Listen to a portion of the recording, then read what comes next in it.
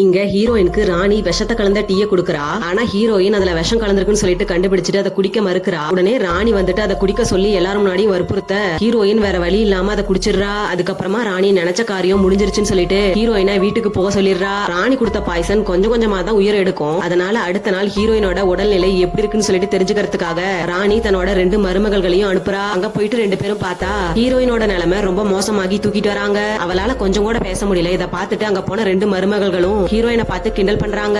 உடனே ஹீரோயின் அவ வாயில இருந்து ரத்தத்தை அவளை கிண்டல் பண்ண ராணியோட மருமக மேல துப்பிடுறா. அது மட்டும் இல்லாம என்னோட ரத்தம் பட்டதுனால அந்த நோய் உங்களுக்கும் பரவிரும் சொல்லிட்டு ஹீரோயின் அவங்கள பயமுறுத்துறா. உடனே அவங்க 2 பேரும் பயந்துட்டு அங்க இருந்து கிளம்பிடுறாங்க. அவங்க போனது ஹீரோயின் வாயில இருக்க ரத்தத்தெல்லாம் துப்பிட்டு பழைய நிலைமைக்கு வந்துடுறா. ஆக்சுவலா ஹீரோயினுக்கு எந்த நோயுமே வந்திருக்காது. அவ அந்த விஷத்தை குடிச்சிருக்கவே மாட்டா. என்ன நடந்திருக்கும்னா ஹீரோயின் அந்த விஷத்தை குடிச்சதும் வீட்டுக்கு போற வழியில அந்த விஷத்தை துப்பிடுறா. அதுக்கப்புறமா அவ கால்ல இருக்க நீடுல வெளியே எடுத்து அவளோட உடம்புல ஆல்ரெடி பரவன விஷத்தை வெளியே எடுத்திருப்பா.